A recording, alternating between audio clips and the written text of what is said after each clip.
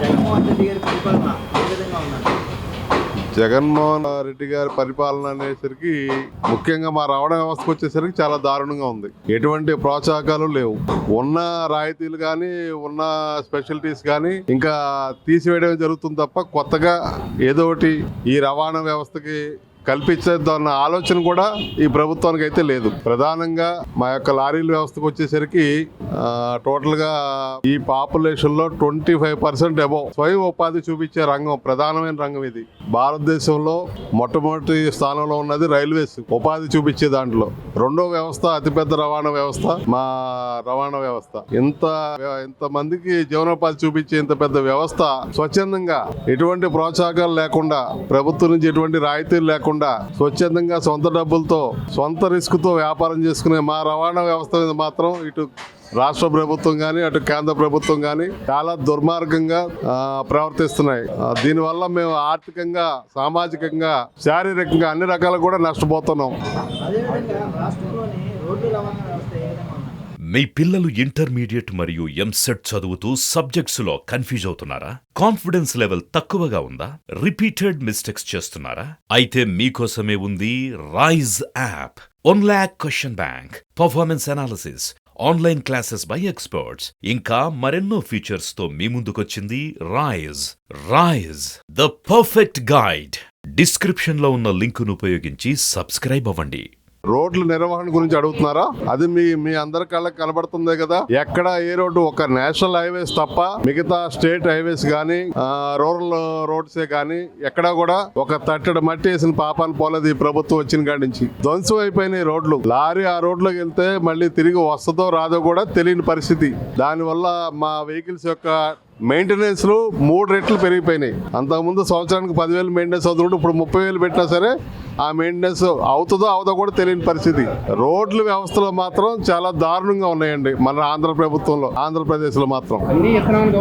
అదేవిధంగా రాష్ట్రంలోని జగన్మోహన్ రెడ్డి గారి అధికారంలోకి రావడానికి ముఖ్యంగా ఇచ్చిన హామీలో మద్యపాన నిషేధం చేస్తా అన్నది. ఇలా చేయబోగా మద్యపానం, కల్తీ మద్యాన్ని అమ్ముతూ రేట్లు భారీగా పెంచారని ప్రతిపక్షాలు కానీ చాలా మాట్లాడుతున్నారు. ఇది మా రవాణా వ్యవస్థకు సంబంధించిన ప్రశ్న కాదు, కానీ మీరు అడిగారు కాబట్టి సమాధానం చెప్పక తప్పదు. ఈ మద్యం అనేది చాలా కుటుంబాలని చిన్నభిన్నం చేస్తుంది. ఇది అందరికీ తెలిసిన విషయమే. మద్యం వల్ల అనేక కుటుంబాలు సర్వనాశనం అయిపోయాయి. దీనిని ఖచ్చితంగా మాఫీ చేస్తాము, మద్యపాన నిషేధం చేస్తామని చెప్పి జగన్మోహన్ రెడ్డి గారు అనేక సార్లు హామీ ఇవ్వడం జరిగింది బహిరంగంగా. కానీ ప్రస్తుతం అదే ప్రధాన ఆదాయ వనరుగా ఈ ప్రభుత్వాలు మార్చేసుకోవడం వల్ల, దాన్ని చేయకపోవడం వల్ల చాలా కుటుంబాలు సర్వనాశనం అయిపోతున్నాయండి. ఇది ఖచ్చితంగా మద్యపానం అనేది నిషేధం జరిపి తీరాల్సిందే, ఏ ప్రభుత్వం వచ్చినా సరే. 10% మద్యపానం వల్ల అనేది విచ్చలవిడిగా జరుగుతుందో దీనివల్ల మా రవాణా వ్యవస్థ, దీని ఇంపాక్ట్ మా రవాణా వ్యవస్థ మీద చాలా దారుణంగా ఉంది. ఎక్కడ పడితే అక్కడ వెచ్చలవిడిగా మద్యం దొరకడం వల్ల మా డ్రైవర్లే కానీ క్లీనర్లే కానీ, ఎందుకంటే ఊరు కాని ఊరు, పల్లి కాని పల్లి, ప్రదేశం కాని ప్రదేశంలో తిరుగుతూ ఉండడం వల్ల, కుటుంబానికి దూరంగా డ్యూటీలు చేయడం వల్ల ఆ మానసిక ప్రశాంతత కోసం దానికి ఆటోమేటిక్ గా అలవాటు పడిపోవడం జరుగుతుంది ఈ మద్యపానానికి. ఆ వీక్నెస్ ఏదైతే ఉందో దాన్ని ప్రభుత్వాలు క్యాష్ చేసుకుంటున్నాయి. తద్వారా ఆ నష్టాన్ని భరించాల్సింది అంతిమంగా ఆ కుటుంబ సభ్యులు ప్లస్ యజమానులు. కాబట్టి మా వ్యవస్థకి ఇది కూడా ఒక పత్రానికి ఇది కూడా ఒక కారణమే. కాబట్టి ఖచ్చితంగా మద్యపాన నిషేధం జరిగి తీరాలనేది మా ప్రధానమైన డిమాండ్.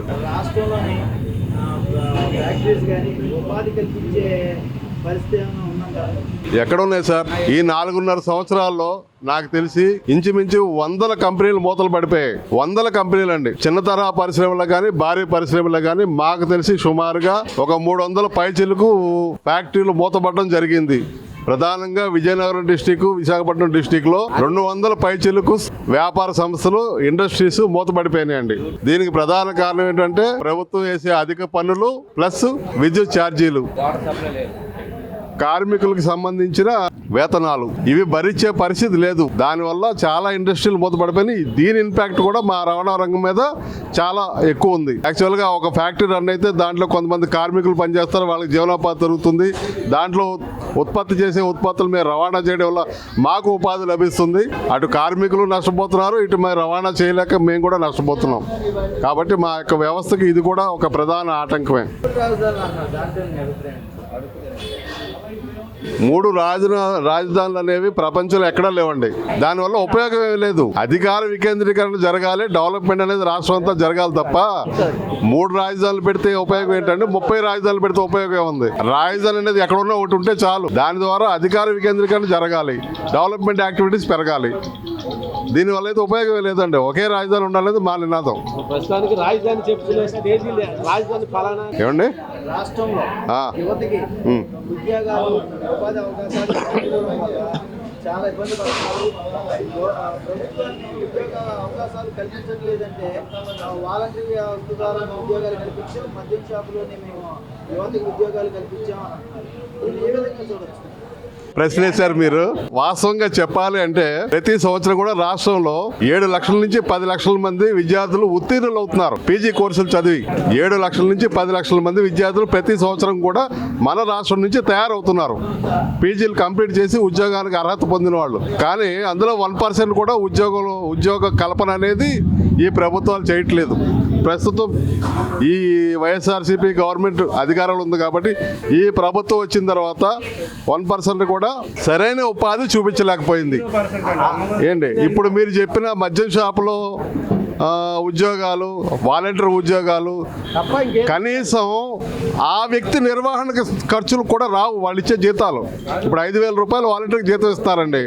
5,000 రూపాయలు కనీసం ఆ వ్యక్తి రోజువారీ అతను ఖర్చు ఉంటుంది కదా, పాకెట్ మనీ కింద ఖర్చు పెట్టుకునే ఖర్చు కూడా సరిపోదు వాళ్ళు ఇచ్చే 5,000.